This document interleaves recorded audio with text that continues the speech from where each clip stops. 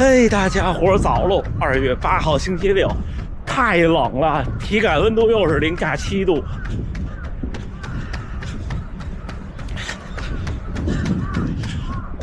这个冷空气跟着我从北京来了大阪，还得冷1周。回北京那一天，其实只有第一天早晨这么冷，后几天都只有零下3度。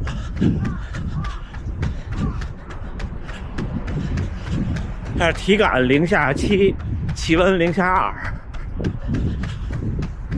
2，嘴有点就说不了那个要闭嘴的这种音了，有点僵了都。下个歌。今天第4个训练日，轻松跑，然后咱们回评论好吗？天都亮了，出来的晚了一点。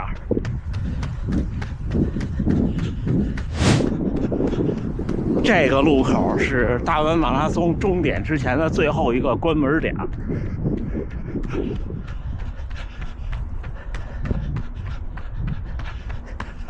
下周咱们分2次或者3次跑完一个大阪马拉松的全程路线，带大家跑步探路。官方它也有开车的那个全赛道的探路，也可以看，但有时开车没有跑步那感觉。大阪这个赛道还是挺好探路的，好多细节去年的节目都说了，包括赛后给大家分析的，如果你有亲朋好友一起来，在哪给您加油比较合适，这些今年如果有您在那些位置加油，没准还能看见家属在拍摄。这2天不光气温低，风还大，所以体感温度就低。去年真没这么冷。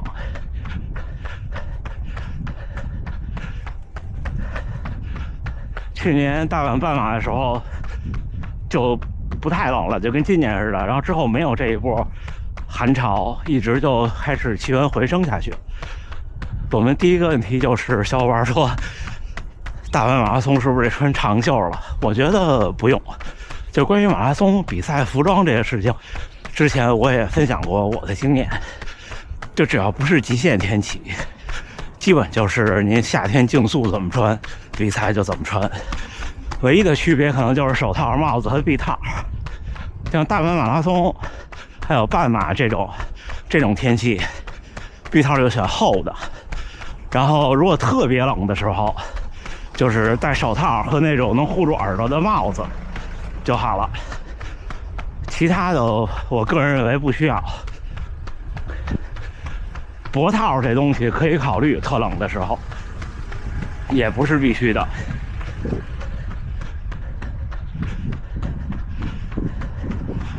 如果是极限天气的话，穿普通的长袖没用。你看，就看那年那个波士顿穿那优辉夺冠那届，就甚至有选手因为失温有那个不幸去世的。像那种比赛得穿防风的皮肤衣，穿外衣。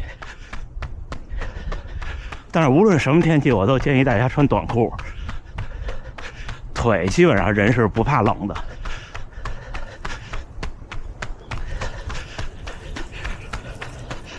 看看下一个问题啊，我又写了一个小条贴在胳膊上。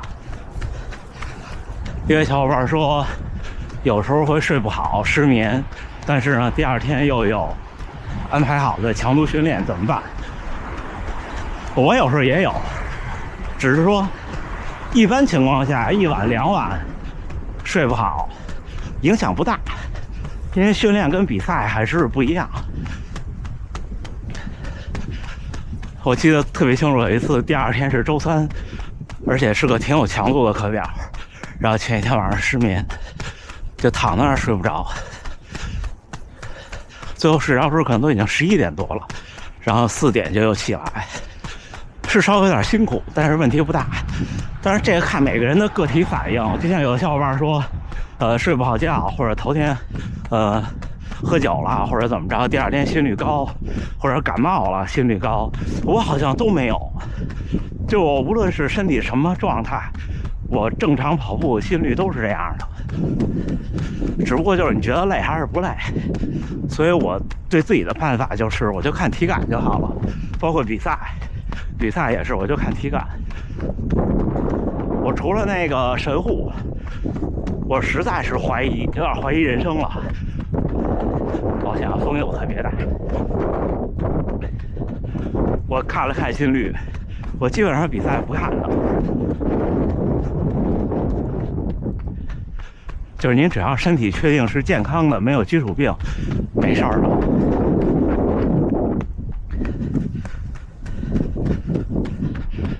下一位小伙伴，这位小伙伴和咱们今天最后一个问题是两个极端。这位小伙伴说，那时候跑步，嚯，这大风！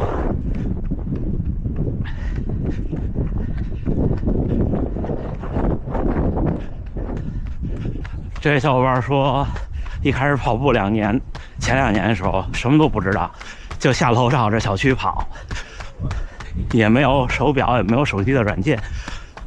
现在想起来觉得特别浪费，是会有这么一点，但是其实我一直忽略了这么一个可能性，就这种可能性真的是普遍现象，因为现在资讯真的太发达了。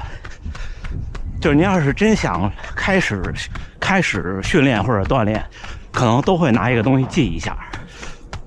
当然了，我在这儿说可能没用，因为这种情况的小伙伴也不会看到咱们这频道。如果您身边有刚开始跑步的朋友、家人、亲人这些，就跟他们说，你记下来，虽然没什么用，我确实觉得就是记下来没什么用，就是回头看一看，它不会让你更快。但是这就跟写日记一样，就跑过的路都记下来有意义。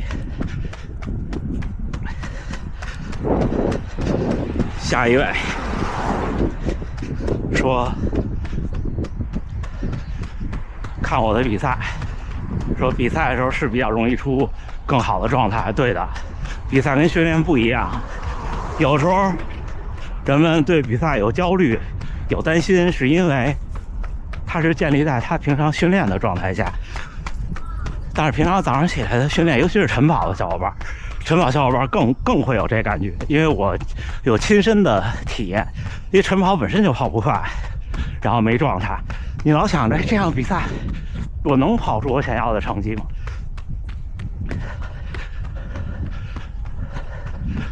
又大风了。但是比赛和训练真的不一样，你到赛场上确实是能提高不少，能发挥出不一样的水平。我都迈不动腿，这跟北京似的。北京一到冬天就大风冷，有小伙伴说这2天北京好像又降温了，是吗？零下10几度，跑完都不行了。我最厉害那次体感温度零下30度，实际气温零下21度，在北京，感觉当时觉得手表都冻住了。那是我唯一的一次在压缩裤外边又穿了一个普通的裤子出去跑步，去故宫绕了一圈。我记得往家沿着平安大街往家跑的时候，在那个沪江香满楼那个餐厅那路口，还碰见一个同样跑步的大哥，也一样啊。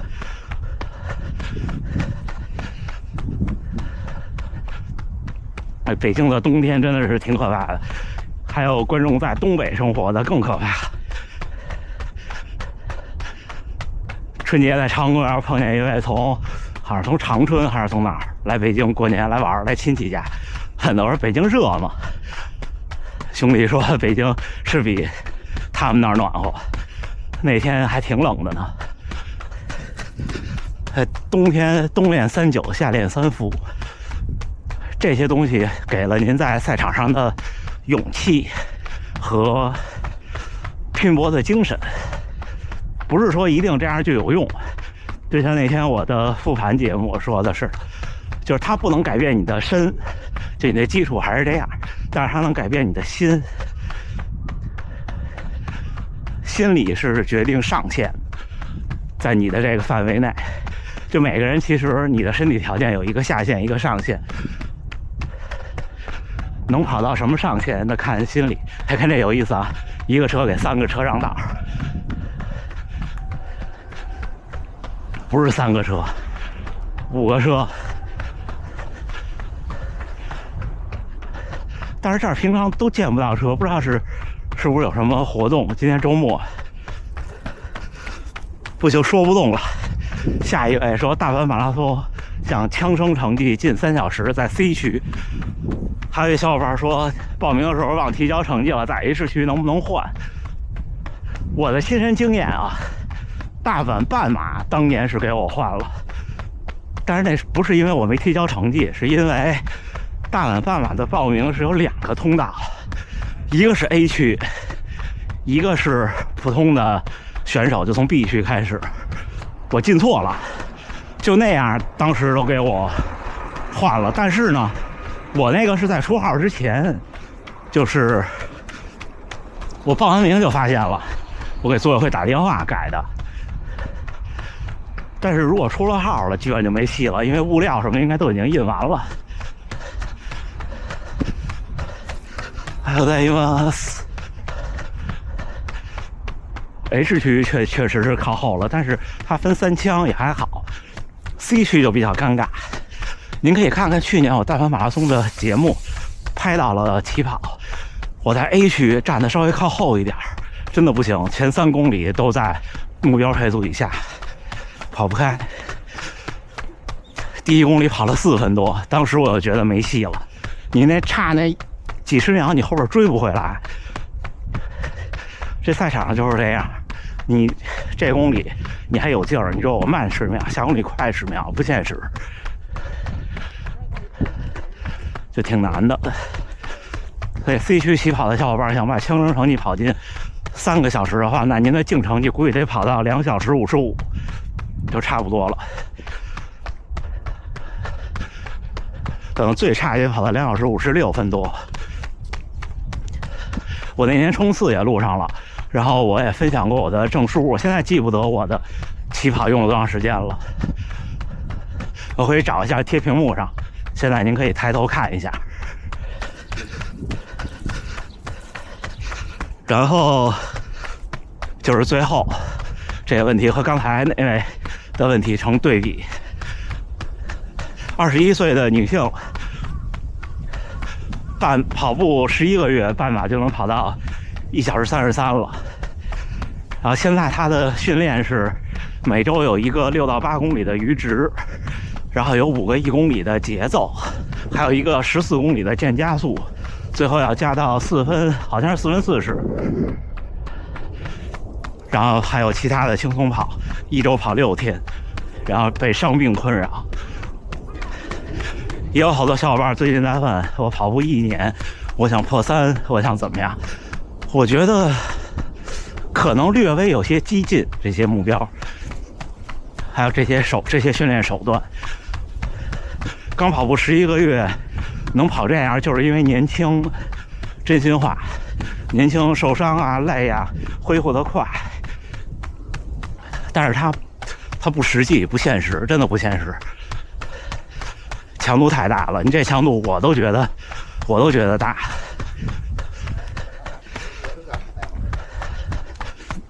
当然，这位观众11个月能跑到1小时33，女性肯定是有天赋有基础，这不能否认。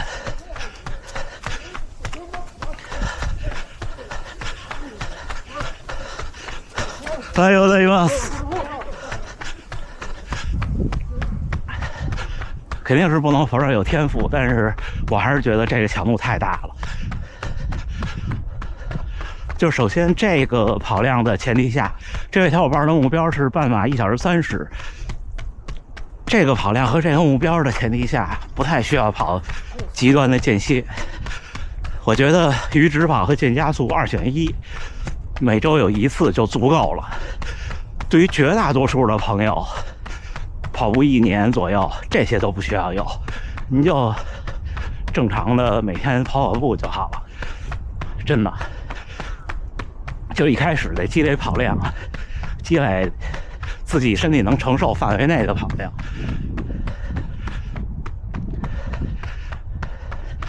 我觉得刚才这位观众的训练内容，把强度减掉40%，是符合他的目前的情况和目标的。走，够冷了哈，今天。可以给屏幕前的刚开始跑步，但是成绩还不错、有目标的小伙伴们一个参考吧。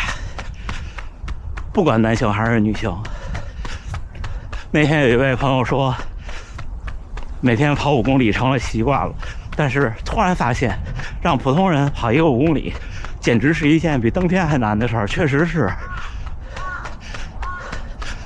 一般从完全不运动到开始跑步，能跑第一个5公里，怎么着得1-2个月吧。所以前1-2年就打基础。绝大多数普通人，没有天赋的普通人，想破3都是3年以上。还有在吗？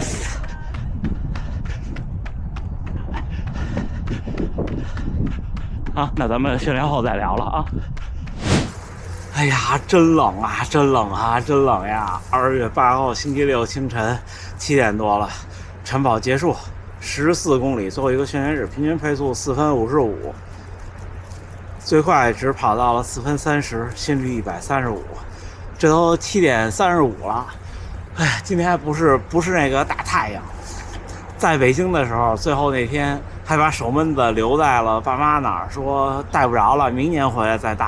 这真应该带过来呀！这手，你看我听观众的，里边一个这种手套防风的，手就从这个关节往上已经没感觉了，这太瘦了以后的这几年开始这样的，所以冬季参赛身上其实没太大问题，就是耳朵尖和手，所以一般就是帽子、手套、臂套有调整，行吧？但是我觉得今年大完马拉松这寒流就过去了，再有1周就过去了。所以正常情况下，如果不下雨，就是12、13度，甚至到后边会有点热。去年你看下雨刮大风，也就是9度的样子，差不多到最后。行，不跟大家多说了，我们都是第4个训练日，照例回评论。今天下午北京时间1点半，咱们直播间见，好吗？那最后还是祝大家能努力生活，健康平安。咱们下午和下回再见。